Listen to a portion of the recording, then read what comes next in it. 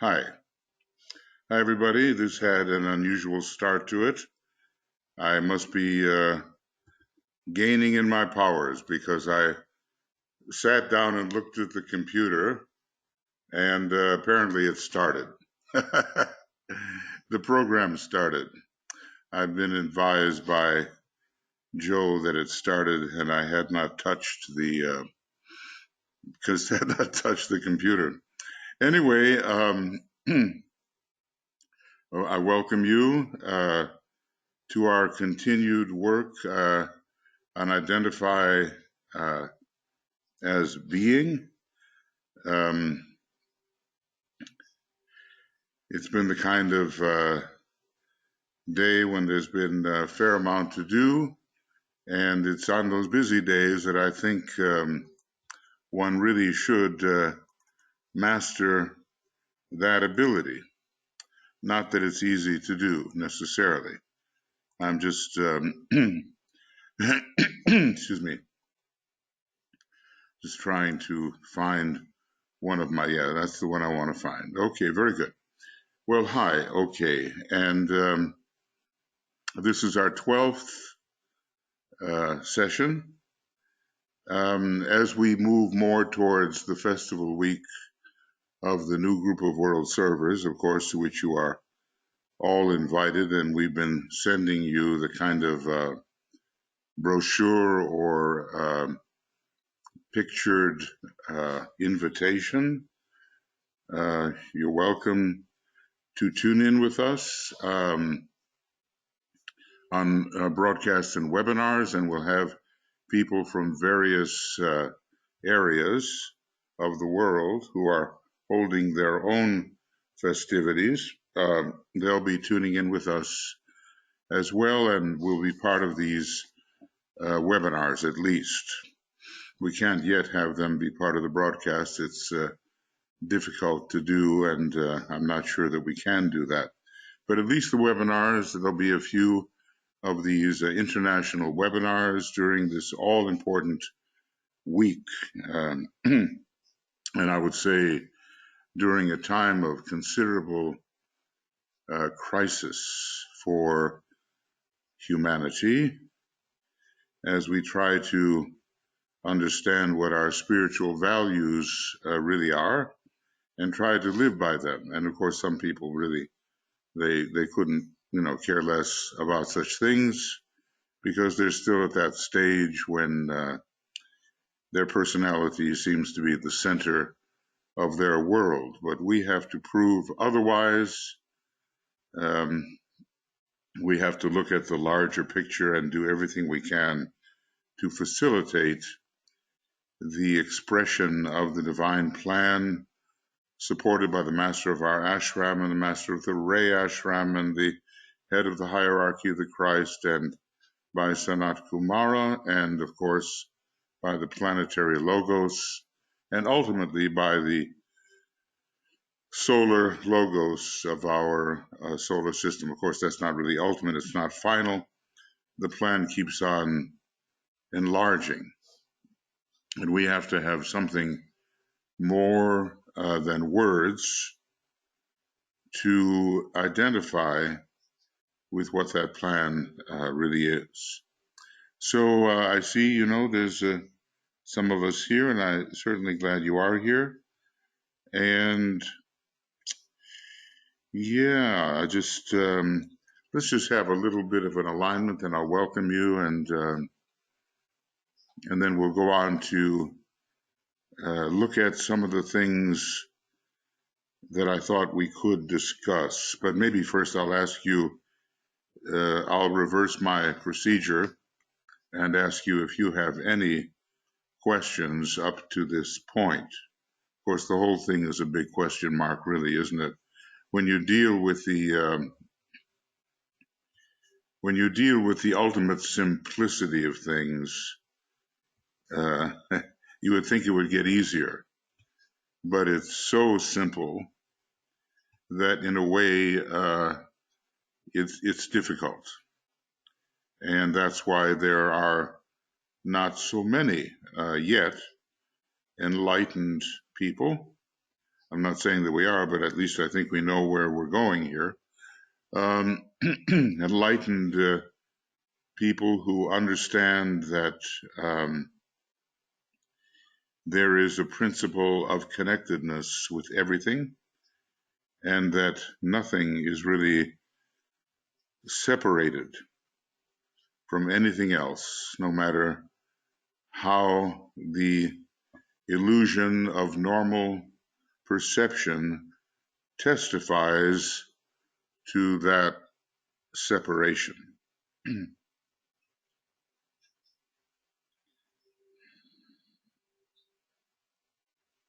So in a way, you say, well, can I believe my eyes?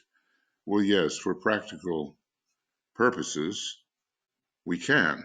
When dealing with the realm of Maya, and we have to function within this realm of illusion, Maya, yes, we can believe, and we have to believe, and we're learning a lot about how it's all put together according to the plan made at the very beginning of a universe.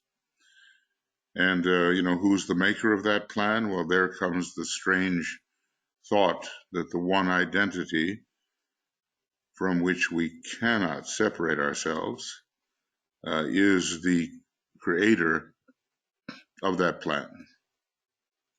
So we are responsible, and there's no one else in town to be responsible.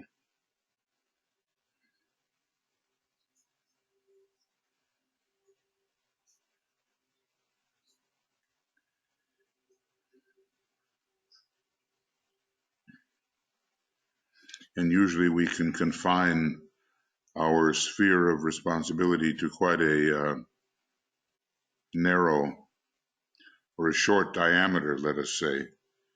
Short radius, short diameter. I'm responsible for myself, whatever that self is, but ultimately there's only one actor.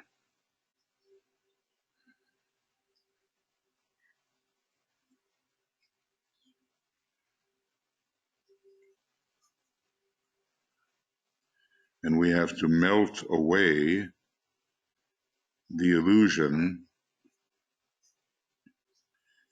that essentially there are many actors. There aren't, so sometimes as we rise, we say to ourselves, you mean I have to merge with those others, with everybody else? You mean, what happens to my identity? But it turns out that there's only one shared identity.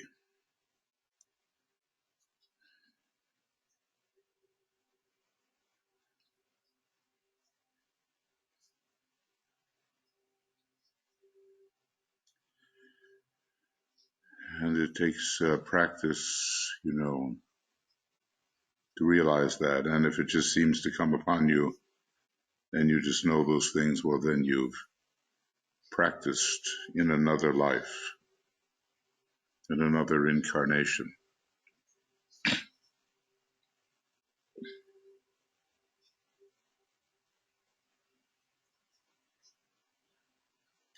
And that sense of the one identity,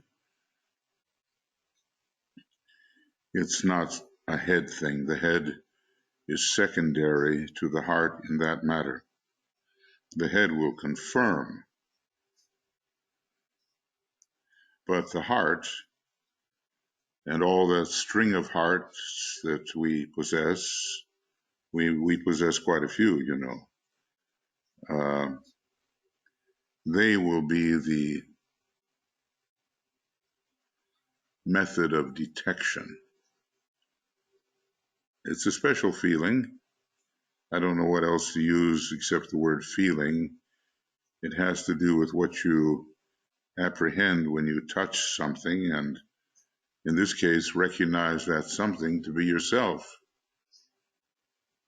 So, the old saying that the one is enlightened who can look in all directions and see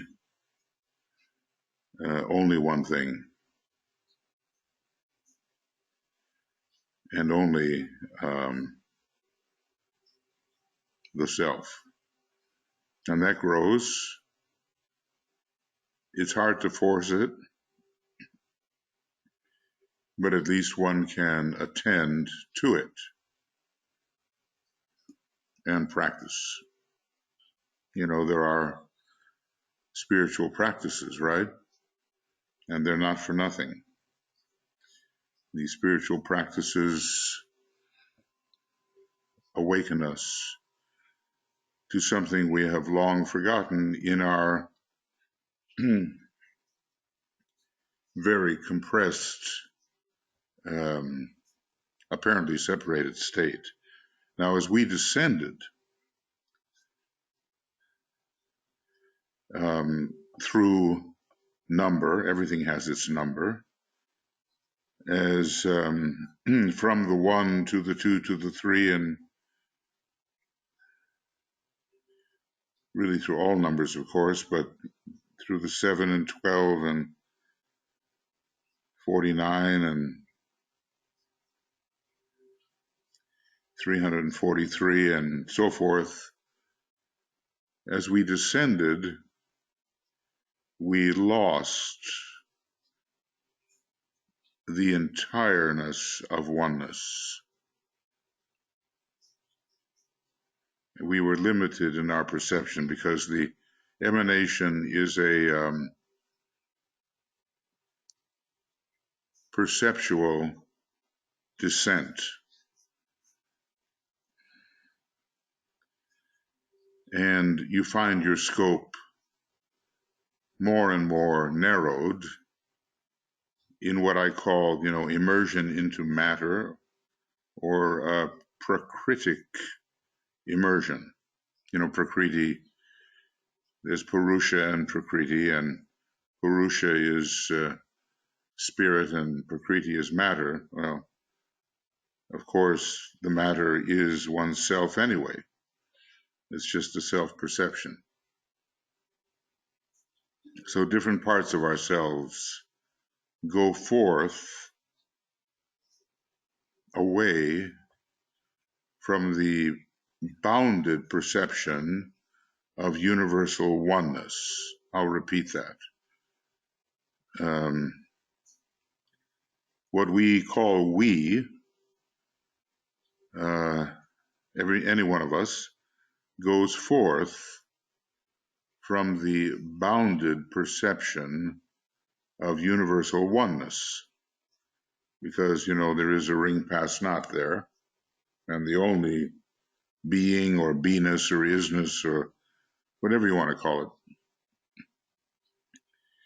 is the absoluteness. And, there will come the flashing of truth,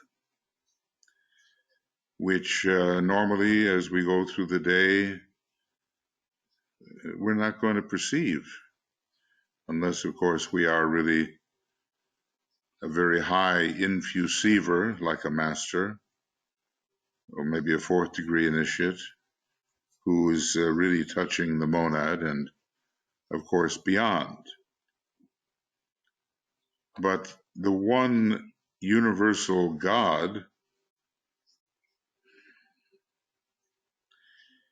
is recognizing tremendous limitation.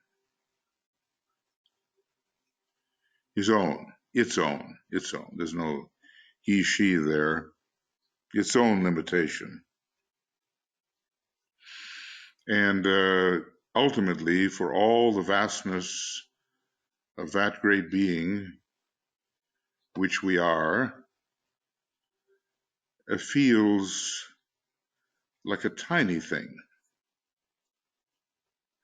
except that it knows somehow that beyond the state of this limited oneness that we call the universe is something infinitely vaster. And it somehow knows this in a way that we, in our tiny little compression, cannot know this, except the real miracle is that as that being that is the universal God went forth into multiple emanations, it stayed at home at the same time. Now that's really suppose you have one big candle. I've mentioned it. It lights two. The two lights three. The three, continues, and the whole progression of numbers appears, because the universe is the realm of number, not the realm of the absolute, which is no number, as Blavatsky tells us. And, the tiniest little candle can look back at the whole progression and see the original candle burning still. And that means, if we can comprehend this, that we are at home on every level through which we have descended. How can I explain that? Or maybe you just get it, We went forth and we never left home. Then we went to the second level, and again, never went forth from there and never left that level. And on and on and on. So we will discover our own presence as we return along the emanative stream. We'll discover our own presence at every level through which we descended. And our tiny little human perception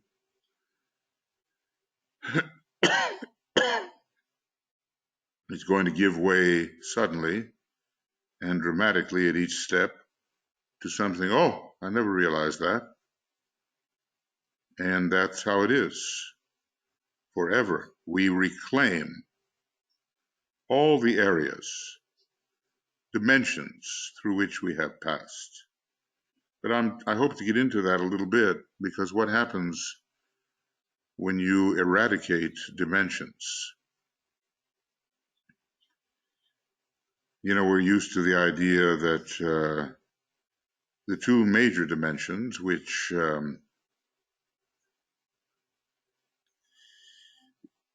constitute the great illusion, are time and space. And if we work on the eradication of the reality of time and space, we have a very different situation. And it's the first blow against illusion. It's what we can handle. We human beings, we can handle that one. We can't handle the ninth initiation, where the DK says that illusion persists until the ninth initiation. And what kind of illusion is he talking about? The whole universe, when compared with other reality, is illusion, because there is separation in it. And the perception of difference is inescapable, and that is illusion. Like he says, the great heresy of separateness is the problem. If this is so radical, I wonder if we realize how radical this kind of thought is. And when I say radical, I think of the original meaning of going to the radix, or to the root of it all. And maybe, you could talk to a lot of different people who are at different stages in their apprehension of the great illusion, and they don't want anything to do with this at all, because they would consider it to be nihilism. It's wiping everything out. Well, it's certainly wiping out difference. And I'm not saying that you can ever not return to difference. You're always going to return to the perception of apparent difference. The only factor being that though you do see difference, you feel sameness in such an overwhelming manner that the difference that normally would be perceived is negated and really seen as illusion. Doesn't mean you don't recognize one thing from another. You do, according to the laws of normal perception, but there's something overpowering that has arisen within you, and it puts the whole world together. And by the world, I mean like, everything in the universe, into one thing. In the divine Pymander, he begins, or whoever is the writer there, it's done in the spirit of Hermes Trismegistus, thrice great Hermes, who wrote the Emerald Tablets, some kind of reincarnation of Mercury, I guess, or some kind of extension of Mercury. He speaks of the only one thing. Well, you could question yourself. Do you want to know about the only one thing?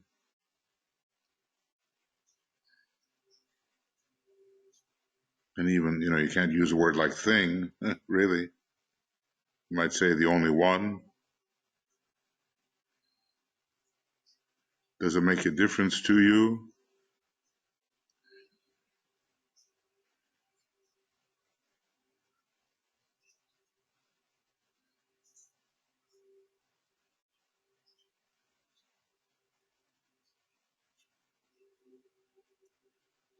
What would be added to your and my very limited life if we had intimations of the only one? What would be added, really?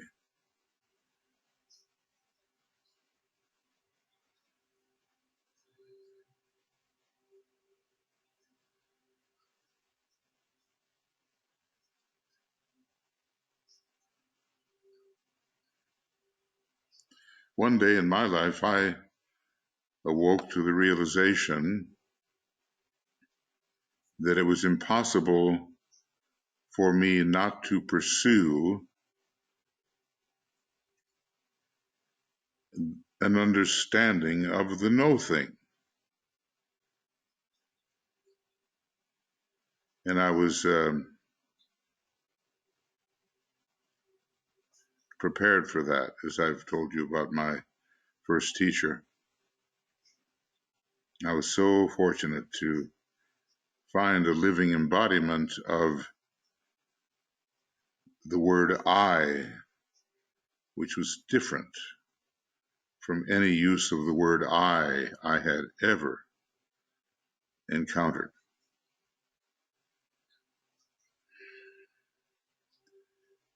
But, you have to really want it. Otherwise, there will not be the proper exertion to achieve it from this very low level. And when I talk about achieving, I'm never talking about complete achievement. I'm talking about an intensification of realization. That's what I'm talking about. Not that in the limitation of a universe, the no thing can ever be fully become, as it were. There'll come a time of absorption, but that's another matter altogether.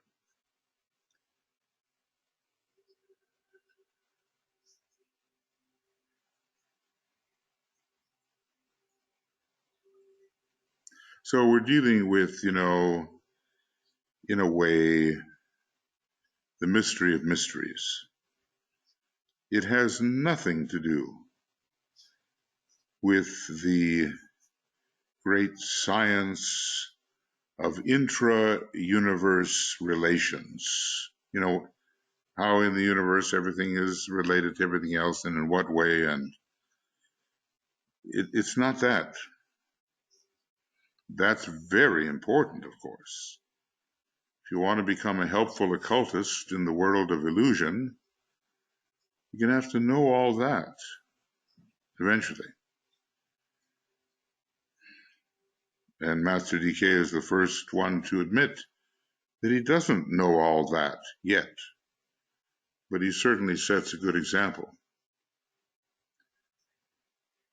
So it's like going down two tracks at the same time as the only way to achieve the one which we forever are. And eventually, there are no losers. How can there be? When there's an indivisibility of being. You can't say, oh, you were bad, so you get left out of the Mahapralaya. Well, where is that? Where are you left out when everything disappears? See, it just doesn't make sense. So there's no losers. There are just temporary deviations in time and space from that which is intended.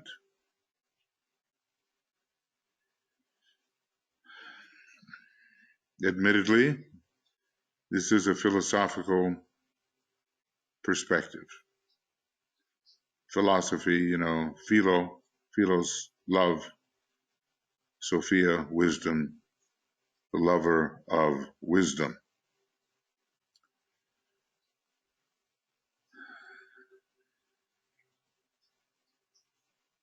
There's, once you get into it, it just is endless.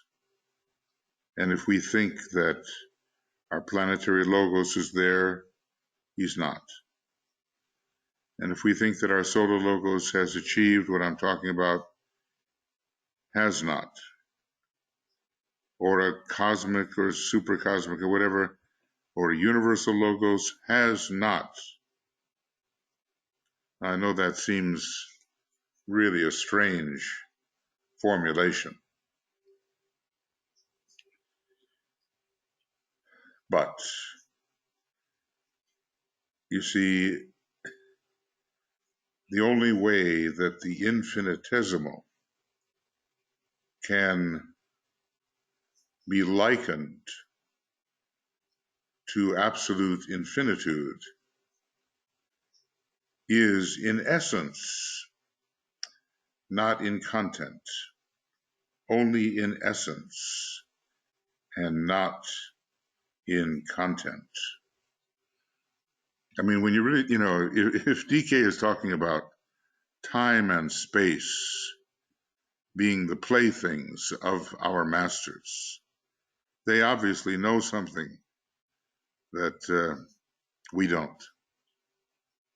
And, I suppose I haven't read the Don Juan books very much, but I've got some good reports from my son. And he tells me stories that about how for these magicians and in that particular, I think, kind of seventh ray tradition, time and space are the playthings and not realities. So, it gets better and better once you've made the turn. And why is it all taking place anyway? Well, impossible to answer, because nothing can be added, subtracted from absolute infinitude, and multiplication, well, it just yields absolute infinitude, and division, absolute infinitude. So you've always been there, and there's no improvement on that level. There's only improvement of the tiny illusory emanation that has gone forth to finitize or objectify a part of itself. I mean, we can't answer that, why that has to take place. But it's not the usual explanations that are given. That's for sure. Usual explanations are rather childish and rely upon a very compressed human mind, which doesn't have to remain that way. It's possible to make contact with the abstract mind and with the intuition and with the monad, spiritual will and monad. And then a whole new world is going to appear, and it's going to be unlike what we have seen from our very compressed state.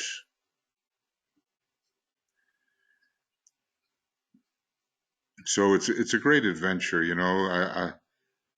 the planetary logos is only halfway through his evolution, our planetary logos. The solar logos, likewise, page 384 in Cosmic Fire, is halfway through his evolution. That means what, like 150 some trillion years, according to the Brahmanical chronicles. And who knows about the universe? How much of its intended duration has elapsed? But it's a great adventure, and we know we have just trillions upon trillions upon trillions. I mean, what can I use?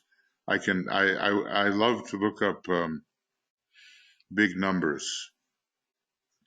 It's a failing, but sometimes, they have these really, really big numbers. They're definite numbers.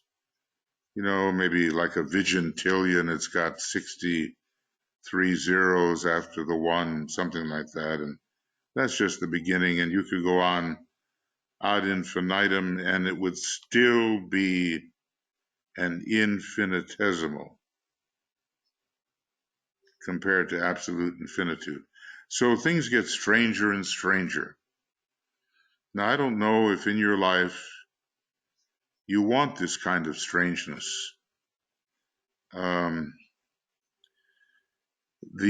scientists, they use the word strange. The people who are just heavily on the fifth ray, and they're getting really into the constitution of matter, at least on one level, and I don't know, is it strange attractors or what they talk about, but they use the word strange. It's just beyond the pale. It's beyond the fence. It's beyond our ring pass knot. It's beyond our boundaries. But it gets really interesting. And ultimately, nothing to worry about. I keep on thinking about Meher Baba, who was, I went to the place where he sat, was it a tree? I don't know.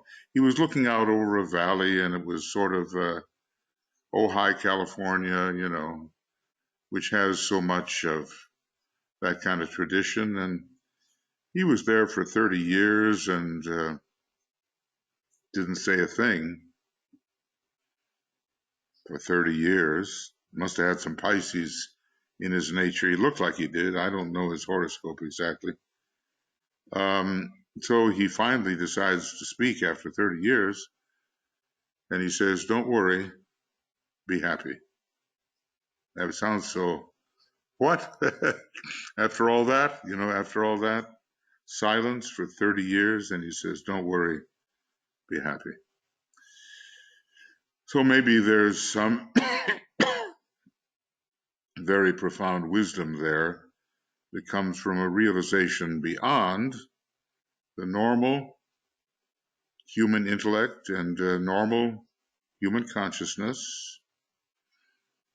I definitely believe there is, of course.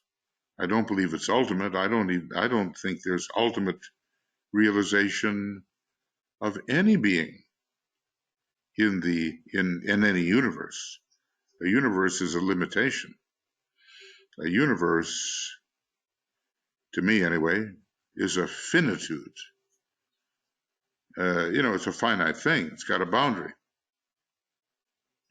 It's not the boundless, immutable principle from the first stage of the first fundamental of the secret doctrine. And yet, how can anything help but be the boundless, immutable principle? So, get ready for the ride that we've taken forever, like it seems, cyclically. We're in the opening up period now. We're not descending into matter anymore, except maybe to know something about it. We're not descending into the lower parts of ourselves.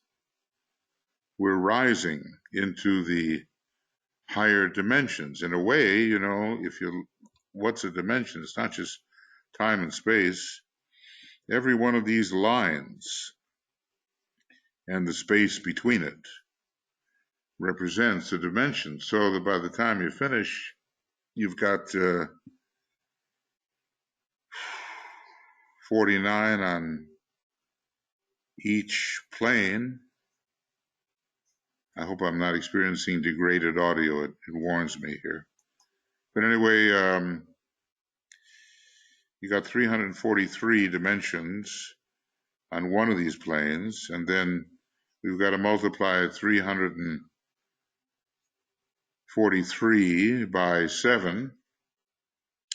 Maybe there was a time when I used to dare to do that, but right now I'm just going to go to the helpful calculator.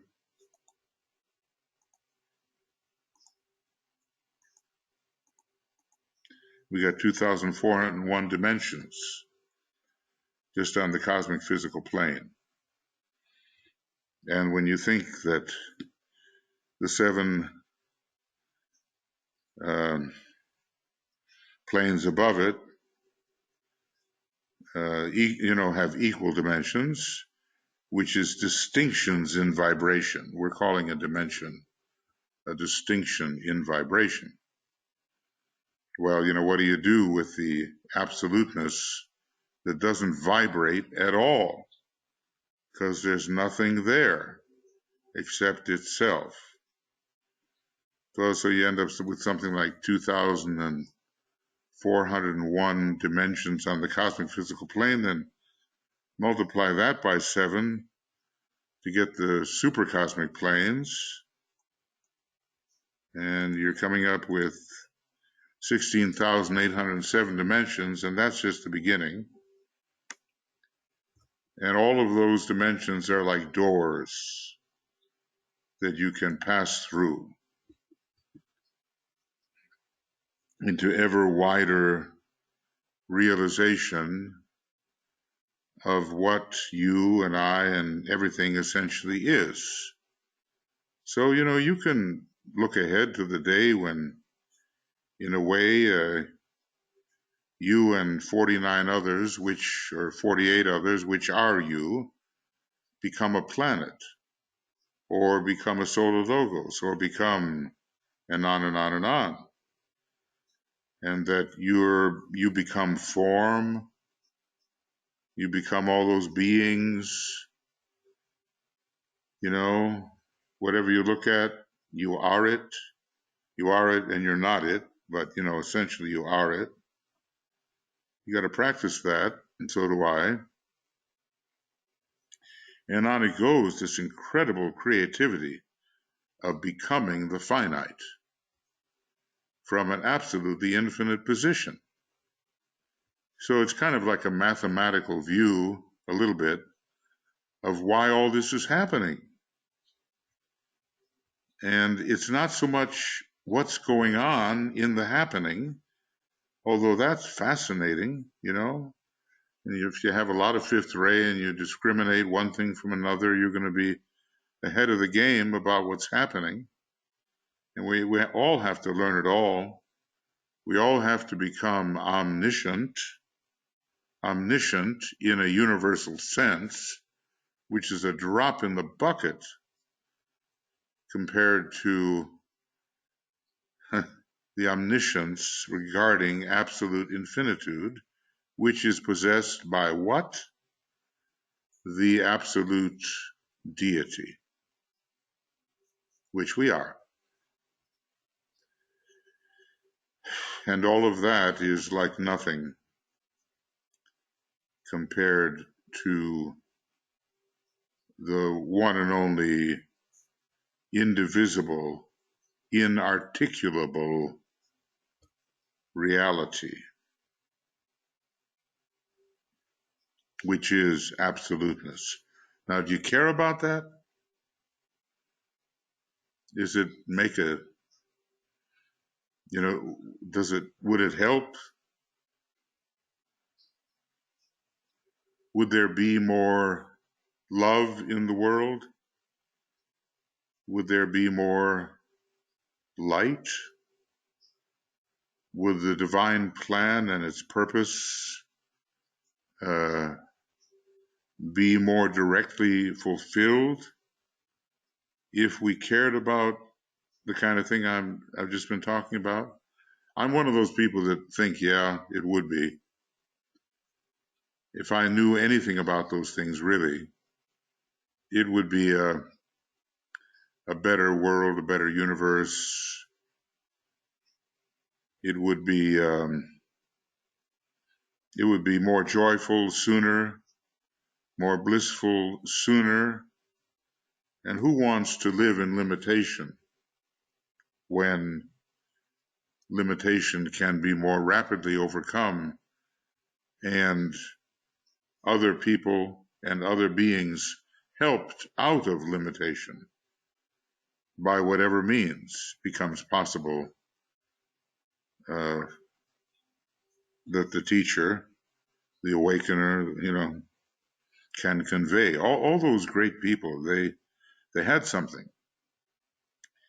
Ramakrishna, he used to, he had some students, and he used to have these, it was India, these parties, spiritual parties where they all danced. I suppose there was music. And it was the story of Shaktipat. And if he touched you, and he didn't touch everybody, because he could see immediately that you couldn't touch everybody.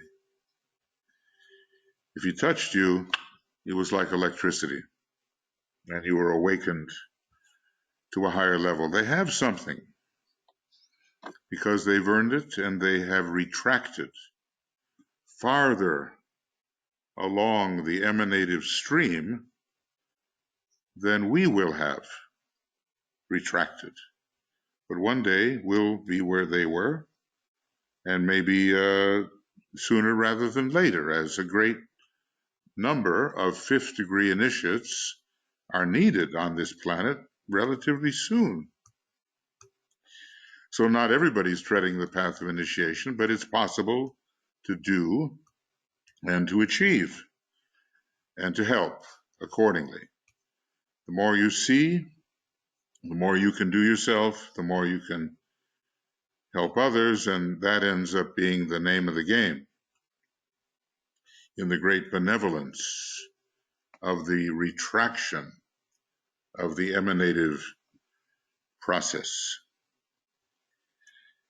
Well, I know I haven't welcomed you, but I welcome you. I'm very happy you're all here. And I won't go through names right now. Anyway, what's our real name anyway? It's said to be hidden in a white stone.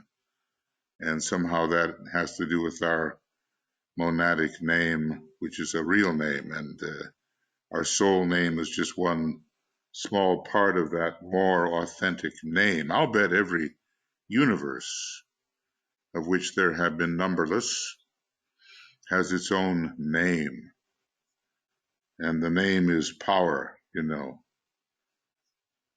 But if I call you Anne, or I call you Michael, or I call you whatever name, that's just the tiniest little thing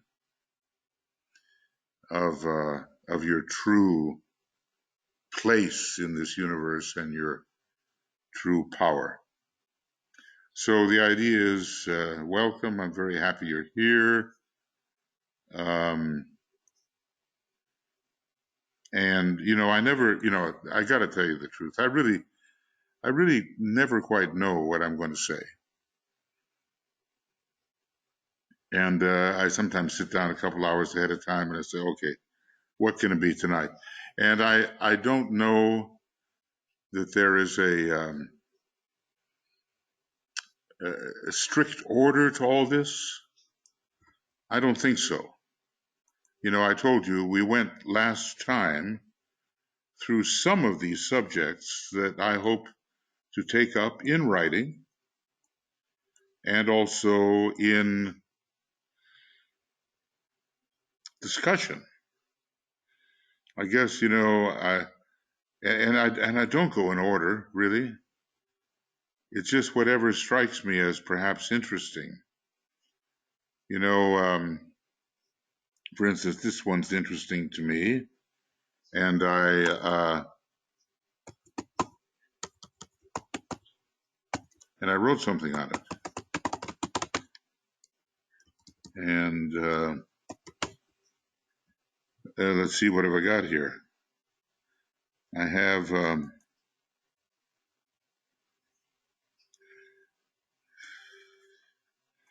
well, my ability with this this work, this format of Excel and all that is not very good.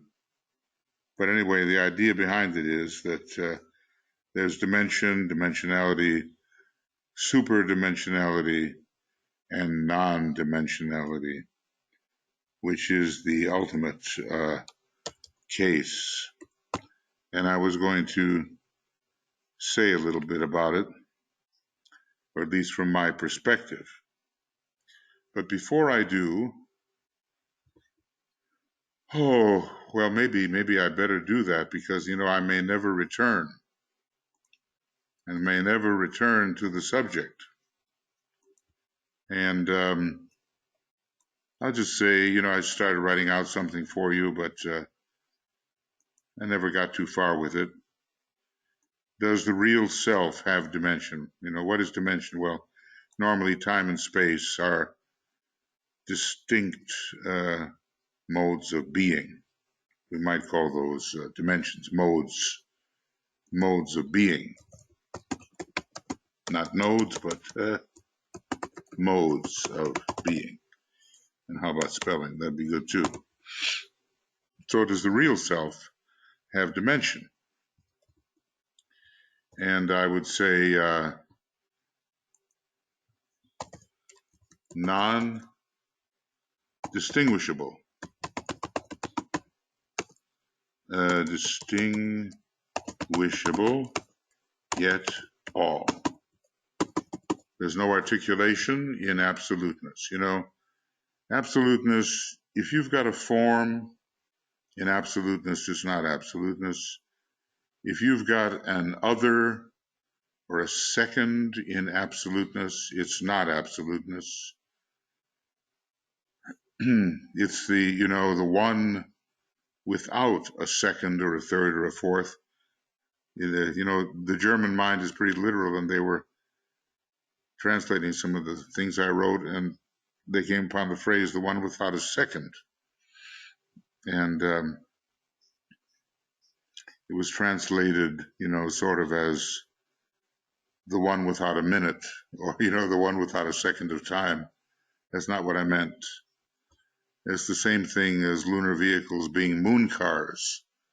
Well, moon cars is pretty literal, isn't it? Anyway, that's the fifth grade Teutonic mind at work.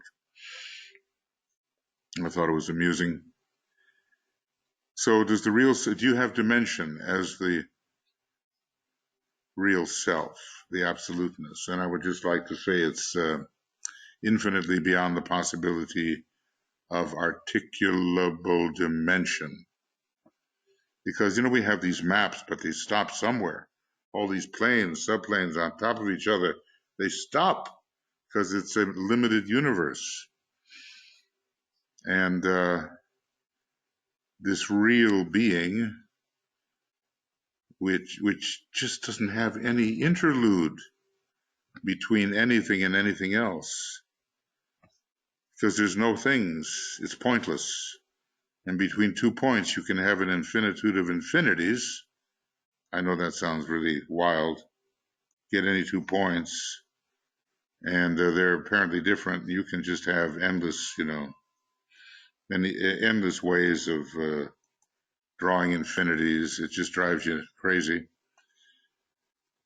But anyway, the absoluteness, which essentially we are, has no dimension at all. And if dimension appears, I guess I'll write some stuff as I go along.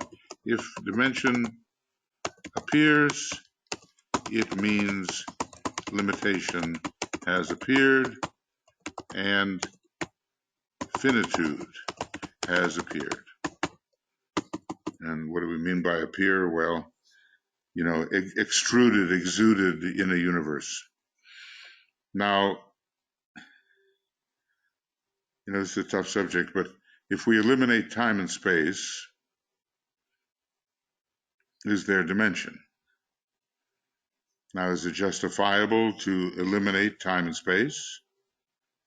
Well, we're told, that I guess if we eliminate time and space through the creation or through the true point, is there dimension? Well, I guess what I want to say is, and I'm going to keep repeating these things, is that a point is not just a dot from a pen or pencil on a paper. A point is an abstraction. It exists, but it exists without extension. Meaning, how can we imagine? Everything we imagine seems to have extension. But the factor of space has been eliminated from the point, true point. And so it's not measurable. It exists, but it's not measurable. Even its intensity is not measurable, because what is intensity anyway? It's some kind of radiation, and if we examine it closely enough, we'll find out that we cannot measure a point. We can only say it exists, at least in the mind it exists, and probably, I think, in the universe. I think the whole universe is a point. Now let's back up on that one. You mean this whole vast, extended, billion light years and on, 15 billion light years and on, that all of that is just a point? And yeah, that's what I'm saying. It's just a point, and it has no extension at all. Now, if I can do that with space, in other words, I can in my mind, I can collapse the whole universe to a non-dimensional point, which somehow has contained everything that appeared in the universe. Maybe I can do that with time too. See, well, if I do it with space, it means that the so-called things and spaces between things, and when I say things, I just mean perceptions, okay? The spaces between things just don't exist. There's no space between things, real space. So everything is superimposed. Now, what I mean, superimposed like one on top of each other, and they're all the same thing. So I start out with a bunch of differences, and everything is superimposed. Goodness. Now, every universe has to collapse. It has to collapse in the Mahapralaya. Every universe disappears. It's like a temple. Every temple is wonderful. It's going to teach a lot of lessons. It's holy, it's sacred, and every temple is destroyed. Now that goes without saying, and you have a temple on the higher mental plane. It's called the causal body, and it's destroyed eventually after it's done its service. And there's just numerous, great numbers of temples in this universe until finally you reach the ultimate temple, which is the universe itself, and it is destroyed. It served its purpose to present as finite an aspect of the absolute infinity. Now, what about, and when it's destroyed, you have the Mahapralaya and the return of that, what have I called it? Kind of an efflux point. Efflux is when something flows out. Influx is when something flows in.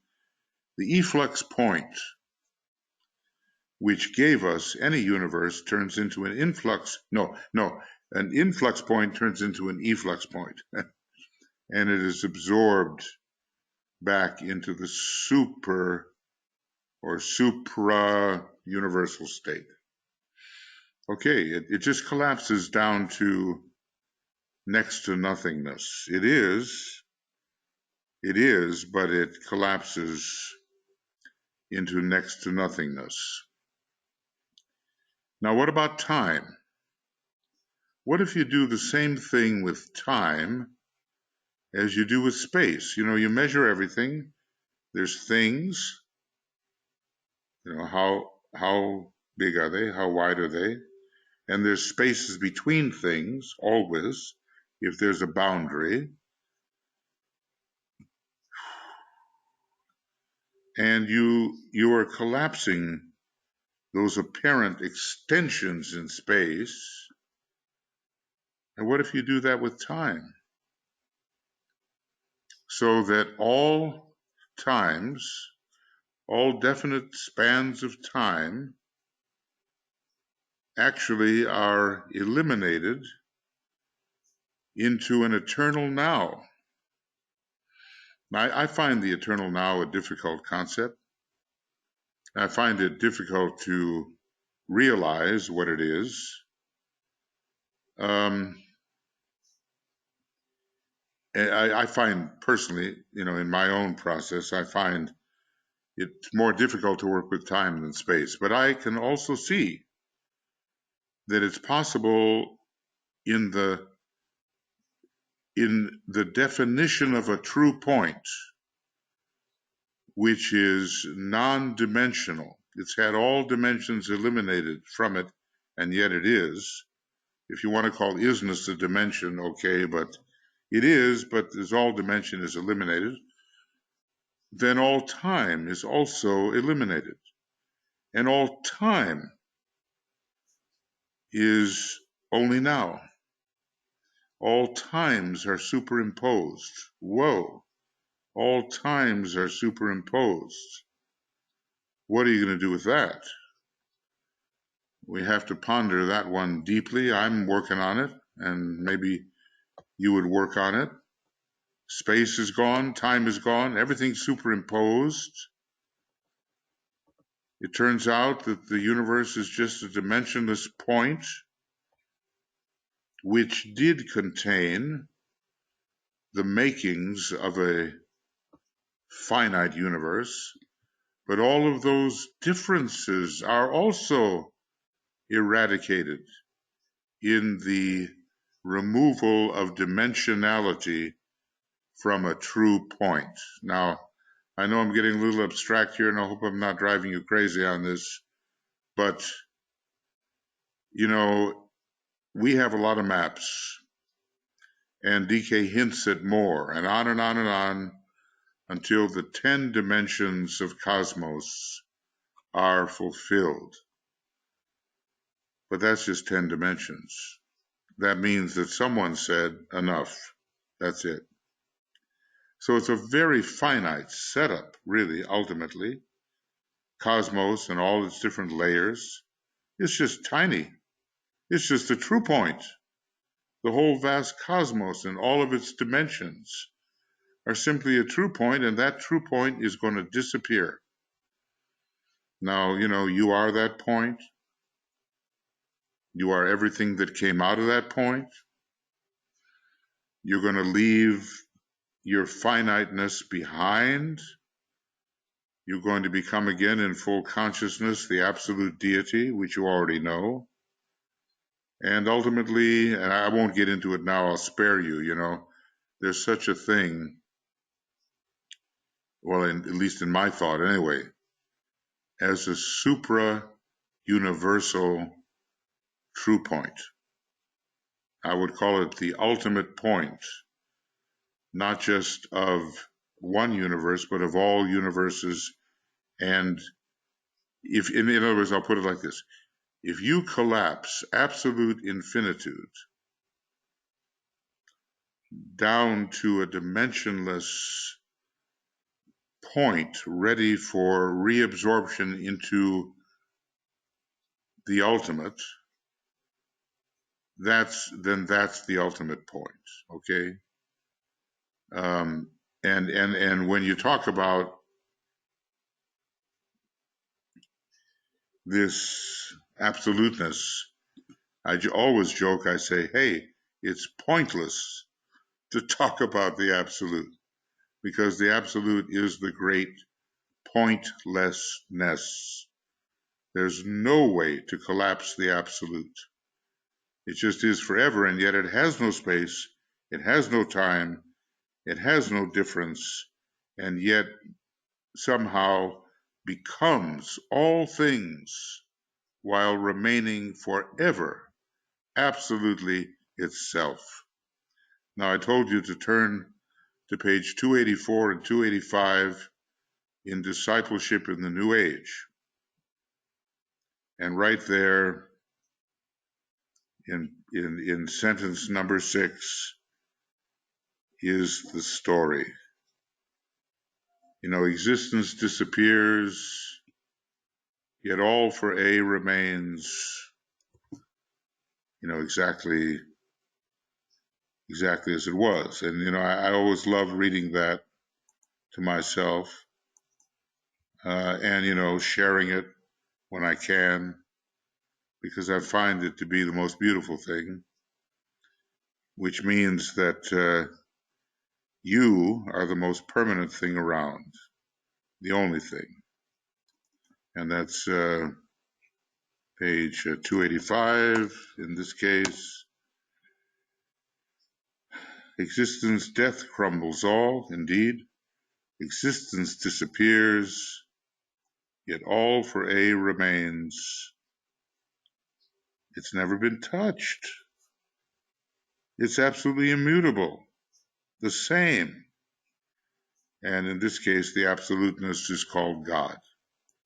I differentiate, but okay, God is this amazing statement. It always asks me, do you want to save this? And I say, yeah, I want to save it.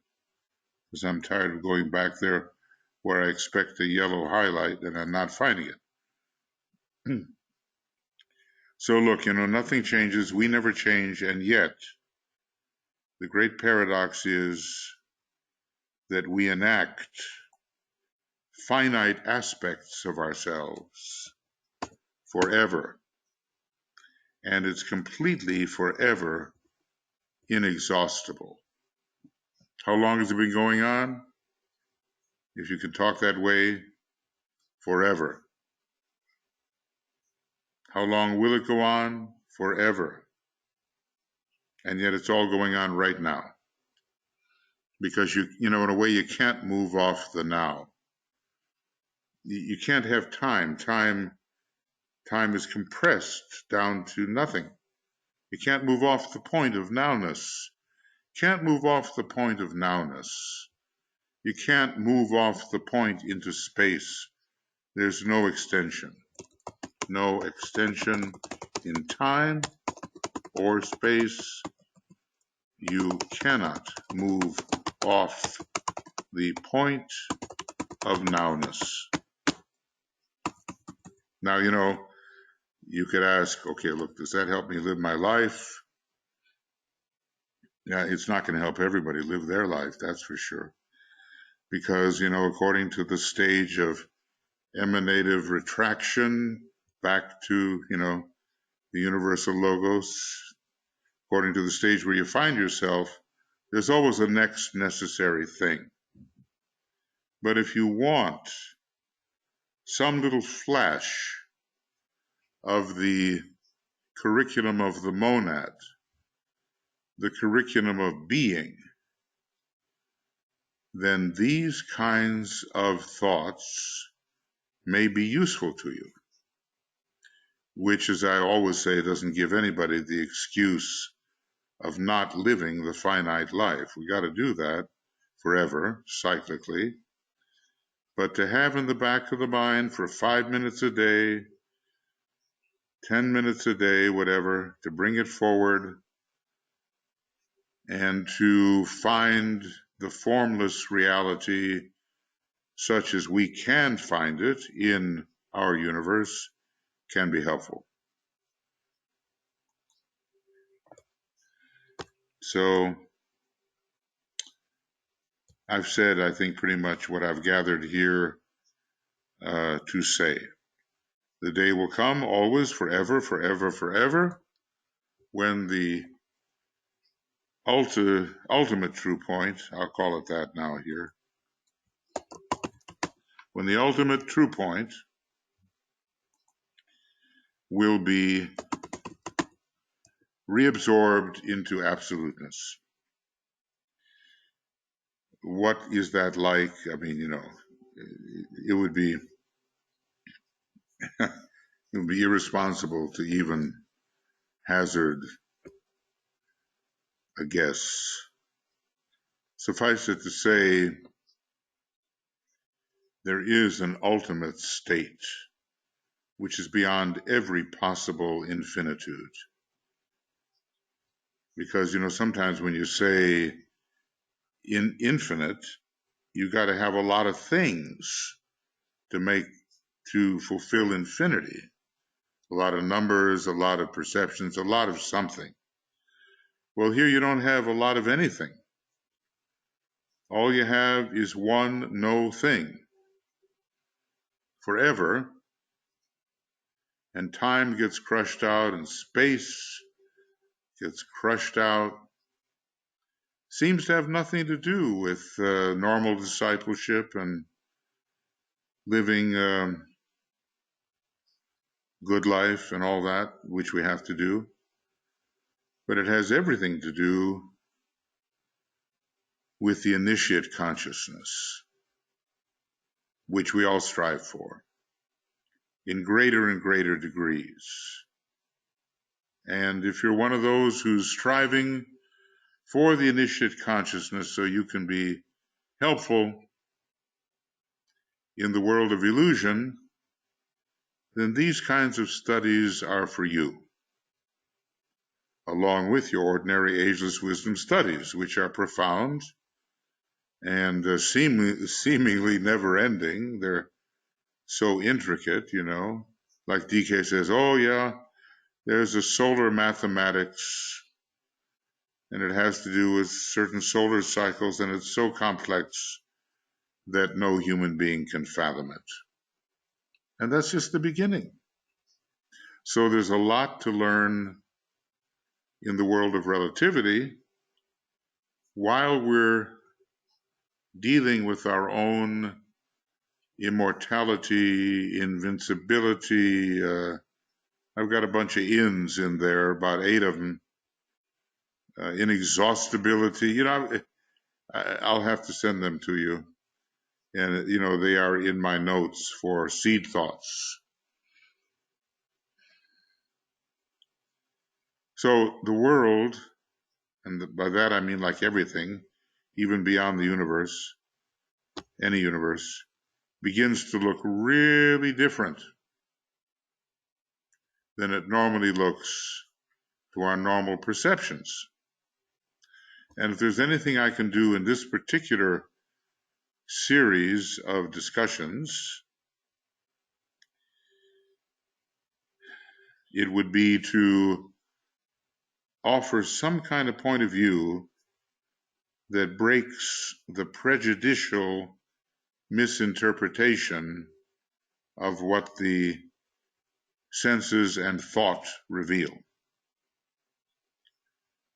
I'd like to break that for myself and for you, but hold on to your whatever you're holding on to. Carl Jung, he discovered when he really got into the psyche, wandering around there in the astral plane, I suppose, and in the mental plane, he really needed some grounding. Otherwise, he would have just floated off there. And of course, it was interesting. He got into, dense sculpture in stone. He kind of knew that the opposite of what he was dealing with in this fluid world, he had to anchor himself, and he got into that. He was a very wise person, and of course, my guess is an initiate of the 3rd degree. Okay, well, I know that I tend to go on and on here. So if there's anything that anyone would like to write or ask or say, this would be the time to do it. And I do see one question mark there. Okay. So do you think that in this dangerous time for humanity, that it is the dangers that wake people up rather than people people trying to convince the truth? I think you really don't convince anybody, frankly. You either see it or you don't, and that goes on and on and on. Maybe in our last life or last several lives, we didn't see anything like that. Then you wake up for it, and it changes your behavior, and you become a more effective person. Your imagination becomes more powerful.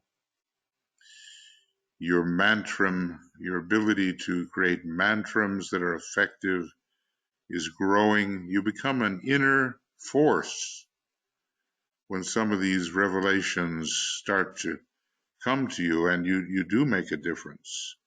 And although you may not be working exoterically, your thoughts of an esoteric nature are aimed at that which is exoteric and needing change. At least that's how I work, And I think it's possible to use the creative imagination in such a way, whether through sound and color and form and all that, that we really can be making a difference in the outer world. Otherwise, DK wouldn't have, we work on the glamour meditation every Friday, and we visualize an attack upon certain veils, and we use a technique of light, and we use a beam of light. It's all very esoteric, but it's got an outer effect, presumably. Otherwise, why would DK give it to us? And I want to say that living in this oneness,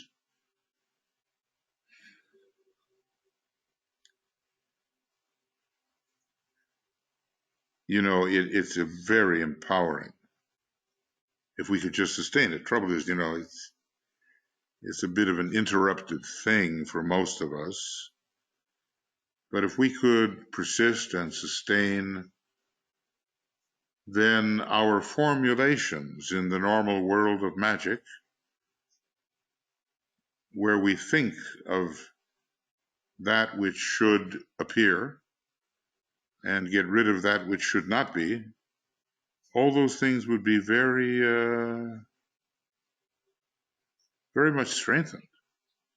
So I don't look upon eliminating one thing or another. I just say, go for reality, and let reality continue to dawn upon the consciousness, and continue to fight like Master DK said, see that you battle. Well, right now, the fight, has been taken to the inner planes, where it should remain if humanity is to survive in this day of when the weapons we have conceived, and which we don't even know, make World War II weapons look like firecrackers. So I suggest doing both. I'm always kind of a both-and person. And I think, that when I think of abuses in the world and getting rid of them, and how I think, I want it to be powerful. And when I work at it, I know the power increases when the power of identification increases. And that's what we're working on right now. I guess, Roz, that's the best I can say about it for the moment. Anybody like to offer a thought, question, whatever you may come up with?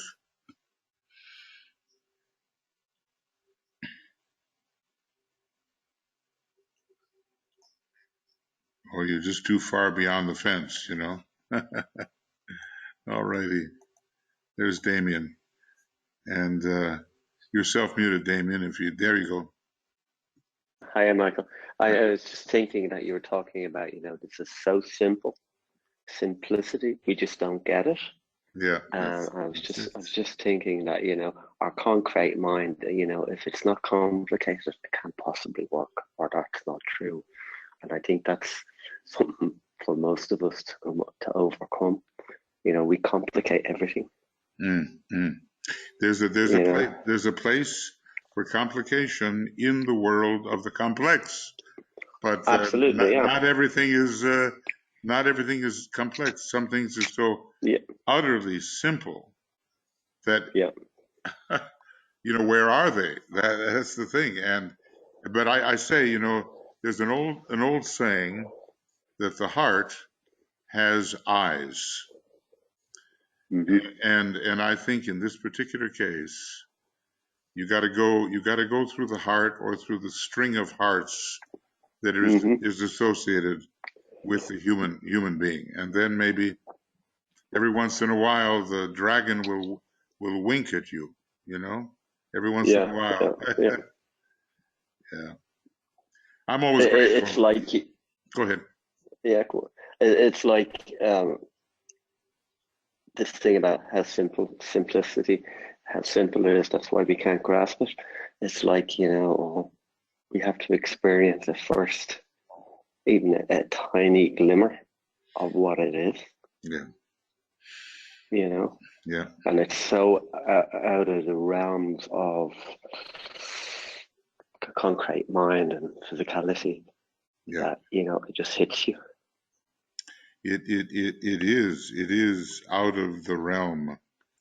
And, let's just look at the word Satori, which is the Zen word, and the illumination that goes with it and all that. And the enlightenment, Satori, illumination. And, the students of some of the Zen masters, they're very first ray and they're very Vulcan, they hit you over the head with something, and maybe it's so that you stop the concrete mind. Look, I'm all for the concrete mind in the right place, Yeah. I think it's got to be used. But they go through a kind of sickness.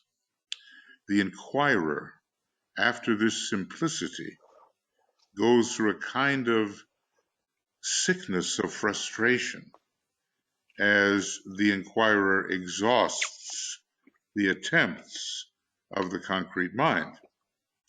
And I maybe some of us have experienced a little bit of that frustration, as we chase after reality. But, what's said is what we're looking for is what's doing the looking. St. Francis said it, and he must have known what he's talking about here. And the same thing for the Ray 6 mantram, the seeker and the sought are one. The seeker and the sought. I get that, yeah. So all I can say is, look, time doesn't exist, but it does. Space doesn't exist, but it does. I would just say, persist. All we can do is persist with what we want the most, which can be reality, and it includes all things. So only one, yeah. Go ahead. Yeah. I was just saying that when I'm listening to the webcast, or I'm thinking about this myself, I find at times that it's a very strange feeling. It's like something's been very strained in my head, but it's not in my head. Yeah. It's very difficult to put into words. It's not a pleasant feeling now, by the way. Well, okay. But it's just something that I'm aware of. It's like I'm trying to break through this something, whatever. Yeah. I just thought I'd say that. Well, I'm one of those people, it's sometimes said, okay, Krishnamurti pushed people too far. Yeah, the masters said that. Yeah. And that, look, he's saying, don't pay attention to the masters, pay attention to yourself. Well, it's great when you're an arhat and you're, fourth degree initiate or something. And he's saying something important there. At the same time, one of the masters was almost frustrated that he's leading them away from us and we want him to lead them to us,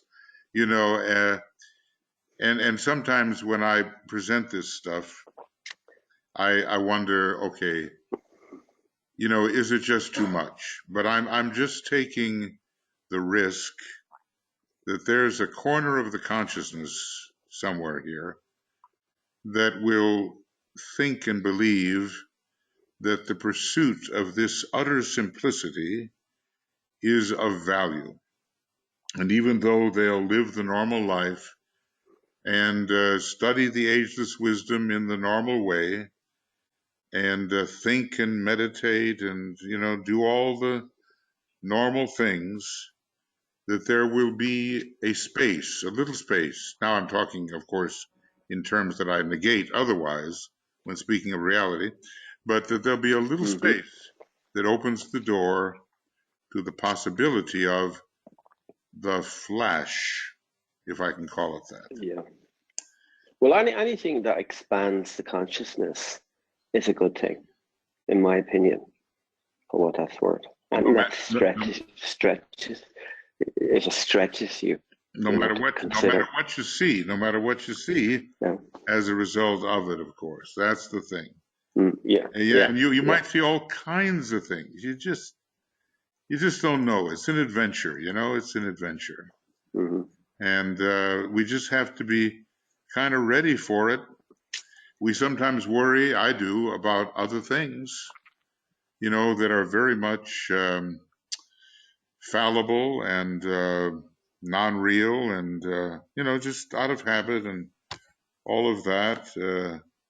You know, they just go around the average horoscope in a normal way, and you've got health issues and money issues and employment Yeah, issues. You know, I mean, these are the things that attract our attention, and you know, okay, maybe justifiably so, but somehow eating away at that is this other something.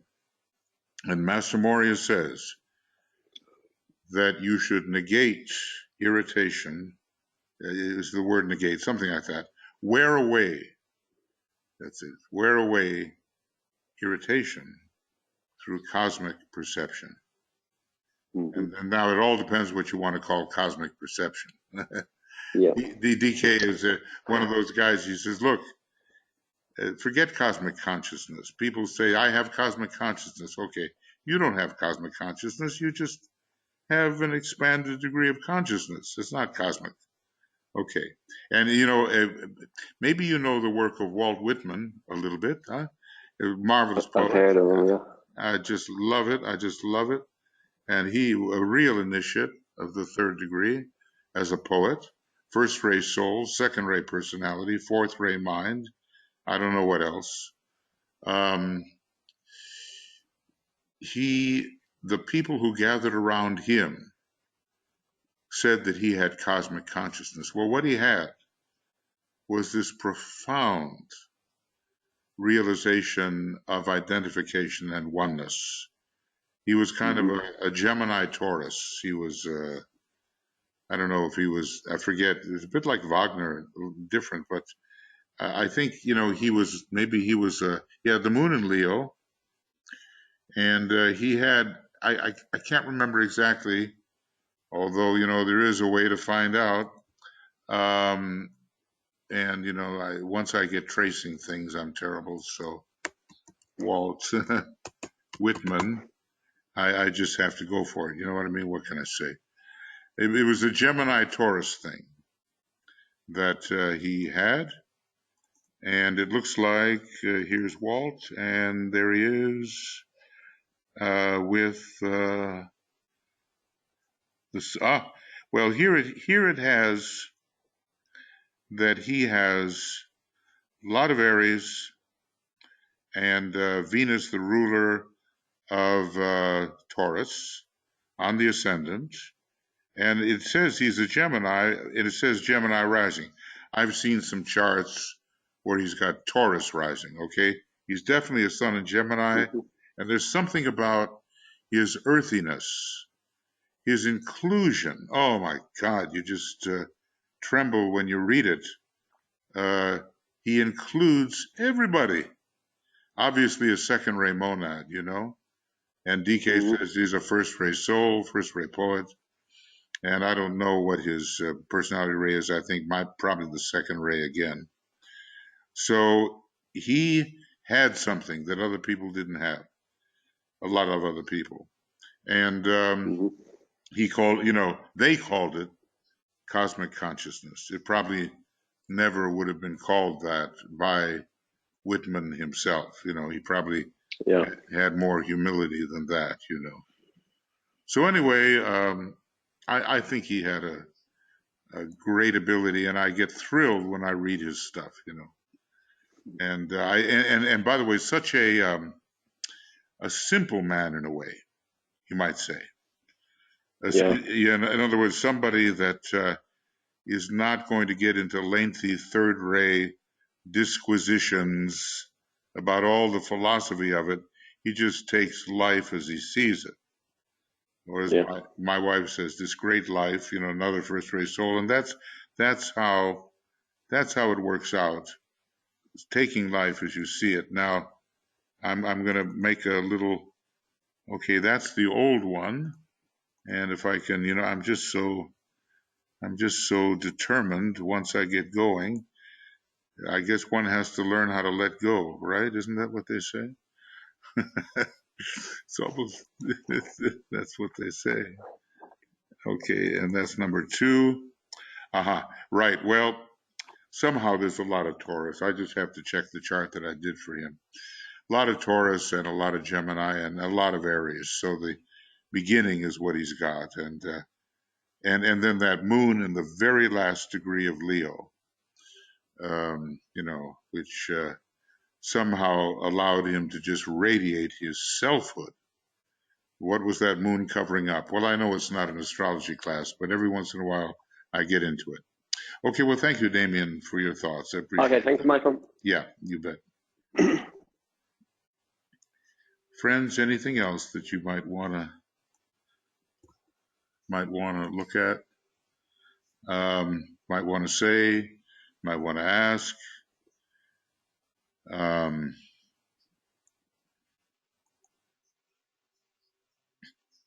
And you know, you just have to ask yourself, look, do you want this pursuit?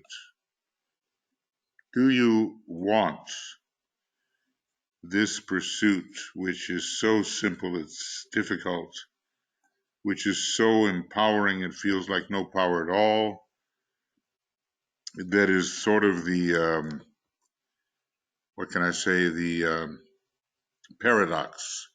It introduces paradox in your life, and instead of denying one part of the paradox or the other, you just have to accept both and allow something in your nature to figure it out, which eventually it will. And even when I say words like figure it out, that's not right. It has to hit you, as it has forever at a certain point in any universe. Maybe the human stage, I don't know. But, you know, after a while, we wake up to the non-separateness of things. There's Walt. This is the chart I was talking about. It's staring me in the face. It's Taurus rising with Venus on the ascendant. Why didn't I understand that? I think that's the one. With Gemini there, the Brotherhood there, the moon in Leo, last degree, summing up things, critical degree, the great humanitarian Aquarius with Jupiter, the esoteric ruler there, the great adventure and energy of Mars in Aries. This is the chart I use. And makes sense to me. And when I look at him, you know, without his beard or with his beard, whatever, I sure do see the Taurus energy, you know. Great poet, wonderful. Okay, so I'm looking here to see if there's anybody that would like to write something, say something, whatever. And wait a second, here's Julia. Hi, Julia. Nice to see you here. Nice to see you. Okay. Lovely. Can you hear me okay? I sure can. It's really nice to hear from you. Lovely. Thank you so much for these sessions. I'm so appreciating them. And greetings from New Zealand to everybody. My question is a little bit left field, but I'm very curious if you could shine any light on. I'm not sure whether you saw the New Zealand versus England rugby match. I'm afraid. What did were the All Blacks defeated or something? Did something happen? Well, my curiosity is this, and maybe some of the other speakers saw it. As per usual, the All Blacks performed the haka, as they always do, and everybody's used to that. The norm is that the other teams stand in a line, they hold the fort or hold the force or bond, listen, whatever, show respect. However, on this occasion, for those that didn't see it, the English side came to a point. So the captain was the point of the spear, if you like. I felt it as a spear shape. Mm-hmm. And the other team members came round like a triangle. They encroached on the halfway point into the all black side and were asked to move back because they'd crossed a boundary. Oh, but yeah. my question really, with your knowledge of symbols and so on and so forth, and our discussion on time and space, it's energetically, I felt that the All Blacks had already lost the game at that point. And it felt to me as if there was some sort of almost spell cast upon the All Black team, as if another process needed to take place whereby that cord or whatever it was that had happened needed to be cut, so that then the teams could play. So if you have any information on that, and it may be a bit unfair because if you didn't see the game, I just read a little about it. Yes, I read a little about it. Well, look, I have, you know, the haka is kind of a solemn thing. You know, it is wild and grotesque and beautiful and serious. And I don't know if it's meant to overwhelm the other team because it is so terribly strong.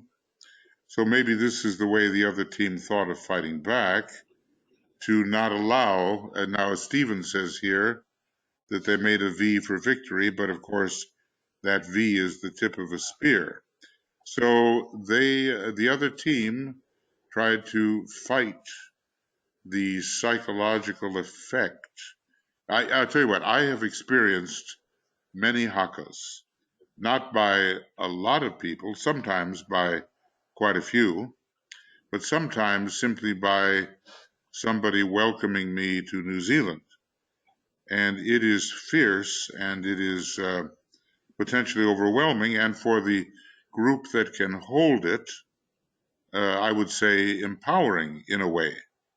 But now some kind of combat has been entered, and this is going to throw the ball back to the All Blacks and to those who perform this haka. I think in recent times, as a gesture of respect to the people in New Zealand who were assassinated by this lunatic, you know, they were in the Islamic temple or something, you know, the mosque. In Christchurch, yeah. And they performed this as a gesture of respect. It's a solemn and real thing. It's not meant to be trifled with. So if we're now getting into the contention of a group resisting it, then it's going to throw it back onto those who perform it, and they're going to have to see what they do about it. But I want to say that it could psychologically unsettle those who were doing the performance or the dance. And that psychological unsettlement could have contributed also to a weakening of the integrative power of the group. Yeah, I unfortunately I didn't read it, I didn't see it, but I saw the headline of what had happened. And it's rather rare that the All Blacks lose because they have something. Let's just see now if they can empower themselves further in case this process of contesting or fighting continues. I think, Julie, that's all I can say. I've always been impressed by the haka, and I just think it's such a statement of the soul of the Maori people. You know, it just I've always impressed. And one time in the early days, I mean, every time I came to New Zealand, there was, I was a representative of a certain group, and the haka was performed. And I remember once I almost didn't pick up the peace offering. So one of the Maori elders leaned over toward me and says, "Pick up the branch." And I thought, I thought I had better do that, otherwise I'm going to end up on the tip of that spear. Anyway, it's something to think about, Julie. I can say that symbolism can upset the psyche, and usually, if a group finds that it is being resisted with a spear point, who knows what it did? I don't know, but I suspect that the haka is essentially stronger than any kind of resistance. That's my thought. Thanks, Julie, and best regards to Tim. Appreciate it. Thank you. Okay, appreciate your presence. So, yeah, a V for victory, yeah, indeed. So, may the best team win, but it's a pretty deep thing. Now, Anne, it occurs to me when you ask if we'd like this pursuit, that it might indeed go hand in hand with discipleship, in that pursuing it fulfills us with the hope and glory of infinitude to share with others. I agree with you. What might you have to say about this? Look, I say yes, exactly so. The hope and the glory and the realization of what we really are, our immortality, our ineradicability. There's no way that anything can get rid of what you are. And so many people, they feel, very vulnerable. Death is still a great fear, and the heaven solutions are childish. And although, there's something going on in David Chan of value, building in faculty, but that's not the heaven of the average believer. There's a lot of fear. Our planet is not rid of fear yet, because it's an initiate of too low a degree to be rid of the fear. But I would say thoughts of this nature go a long way towards eradicating the fear, and they do give great hope, and they somehow restore us to what we really are, and I would say one of the greatest unhappinesses of life is not knowing who you are and not being able to express your abilities, your qualities, your accumulations, your nature, not being able to being cut off from your purpose, Yeah. So anyway, I agree that to be able to spread this, especially if having experienced something of the flash, I would say yes, then we have something we can really communicate, and it does give hope. In Pandora's box, hope remained. Hope did not escape. I find it gives me great hope, and other people too, I think, and maybe not only hope, but actual confirmation in a certain sense that what is hoped for is true. Okay, and thank you for those thoughts. So let's see now. There's a couple more here. So anyway, Ishtar is saying hi, and thanks, my experience in New Zealand, and hi to Julia, and any symbolism that the English team used is a spell and will come at a cost. The haka is a cultural statement of oneness of tribe. In other words, at its best, right? It's not meant as any negative thing. Let's hope sports isn't stopping to make magical spells. Okay. Yeah, indeed. Somehow the soul of the Maori people, I think they're very connected with Mars, At least some of the people I've talked to in New Zealand feel that the Martian quality is very much there, and this is a tremendously Martian statement. But I guess, if people on another team consider that they're being overcome by some kind of superior energy, they have to defend themselves, perhaps. So let's see what this leads to, because I'm sure that the All Blacks will. I didn't fancy that I'd be talking about sports tonight, but the people on the All Blacks, they're not going to take this defeat lying down, So probably some of these issues will be gone into, is my guess. Now let's see, Vera, got you there, and go ahead, Vera, please. Yes. Just haka is a psychological weapon, and so why just one team should have advantage of having it? But I didn't want to talk about this one. I'm finding these webinars on identification very useful, even if my mind doesn't reach those abstract heights like your mind does, but it helps me to balance sometimes my indulgence through interest in the politics and being sometimes almost depressed, or so it helps. It gives me actually strength. Like today, when listening to you, there came that point of calm strength to persist in what I want to do and how I see fit to address those various world problems. And you said it in one of those previous webinars, when we are caught up for too long in the concrete mind, the mind becomes oppositional. And yeah, I am finding that. And it happened recently through my personal dilemmas, when I was really down and in despair, and suddenly I felt there is a strength, and I am going to assume sort of certain position.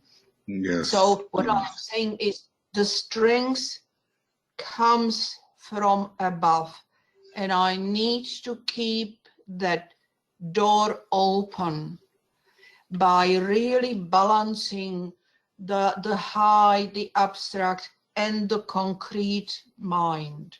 So for that. That is, thank you, Vera. That is the Antikarana, of course, what you're talking about. It is this balancing. Interestingly, let's just say in the equipment of the human being, the etheric permanent atom has 7 spiridae. The astral permanent atom has 7 spiridae. But the mental unit has only 4. And the mental permanent atom has 3. And when you put the 3 and the 4 together, you get your 7, as you should, in the lower worlds. Now, and then we go on with the 3, basically 3, 3, and 3 is 10, and so forth. But the balance between these things is very important. Now, one thing that will hasten us upon the path that you have decided upon is the fact that the Lords of Form, he calls them, by many names, and the Black Lodge and all that, he says they are victims of the worst disaster that can befall a human being.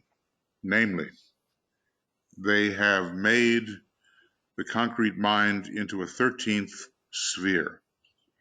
Now, maybe it can be called an 8th sphere in a way, but a 13th sphere, and they have reached heights of development that are undreamt of by the normal person along the Davic developmental line, along the line of concretion. And this is absolutely blocking their way from leaving the dense physical body of the planetary logos and entering into the developmental phase of the cosmic etheric body of the planetary logos, which is up for development. So they are held in a totally retrogressive position. And probably what happens to these types is the link with the monad is broken, and it will take a complete new solar system to rebuild their position that they had already attained. So as he's, he looks at the fortification of the concrete mind as a real problem, and he says and that's why the new esoteric schools are being created, because of that impediment of the concrete mind, the instability of the astral body, and the weakness of the physical etheric body. And the new schools are supposed to they're supposed to deal with all that. So we can only hope during the Aquarian age that we have what we need to do that correctly. I'm sure somehow we will, and I have every confidence that the people in this group that are really interested in these things and really working on them, they will take that path of initiation and expend the extra effort and achieve more rapidly than otherwise would have been possible, and will be in a position to really help the universal archetype to appear. Okay, now am I missing anybody? I think most everybody has either written a statement or offered a thought verbally, and I think, Julie, we're okay, or did you want to say something further, because I saw your hand was up, or are we okay with you? Oh, your hand is up again. So I just don't know, but if you wanted to say something further, you could. And if not, then it's just a question of which button you press here, Yeah, it's nice to see you all here, really very happy about that. And anybody on the other side, Joe, or actually I usually put Tuya on the other side there, of the ones who are sustaining things. Anybody, Joe or Tuya, does either of you wish to speak about anything or say anything?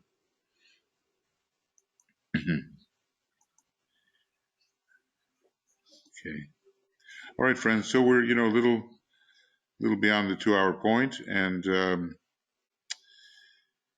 like I say, next Tuesday, whatever it's going to be, I don't know. I might get into a little bit more about the point and how you eradicate dimensionality from a point, and in doing so,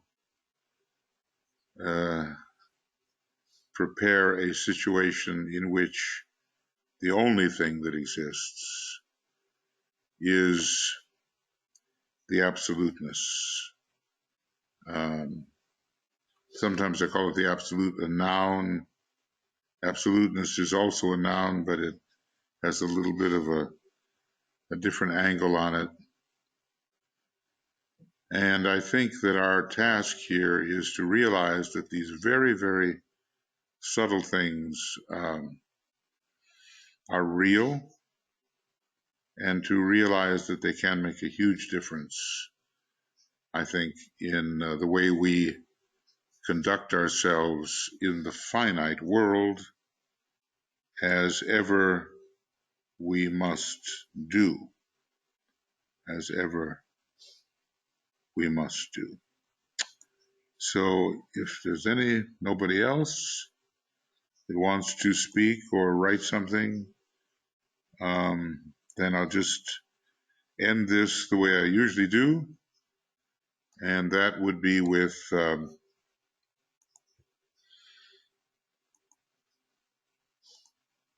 great invocation,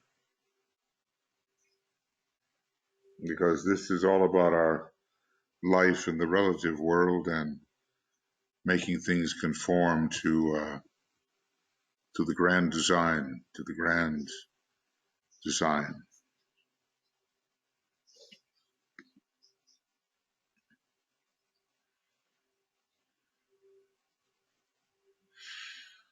From the point of light within the mind of God, let light stream forth into the minds of men.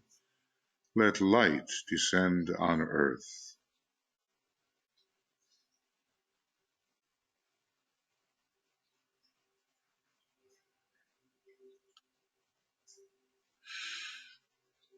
From the point of love within the heart of God, let love stream forth into the hearts of men. May Christ return to earth.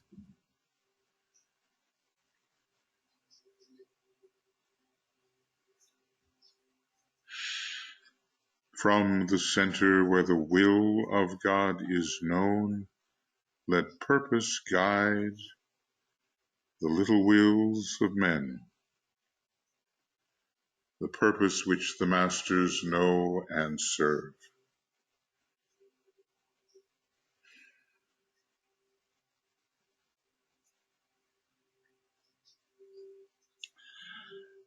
From the center, which we call the race of men, let the plan of love and light work out, and may it seal the door where evil dwells.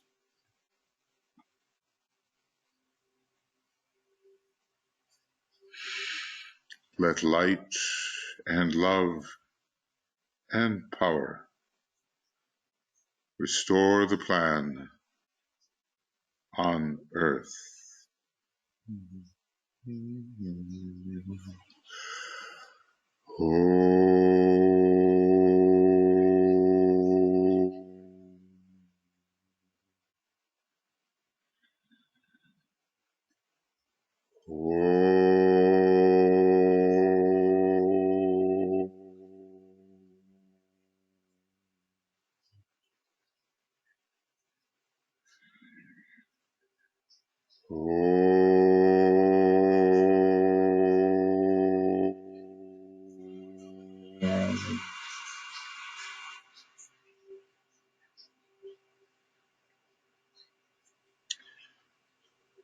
Okay, friends, very happy you've been with us here, and this will be converted and put on Makara, and we're also working at putting some of these things up on the YouTube channel, and before long, you can tell your friends about it. They can listen to it afterwards if they like. That would be just great. Do think about the new Group of World Servers Festival.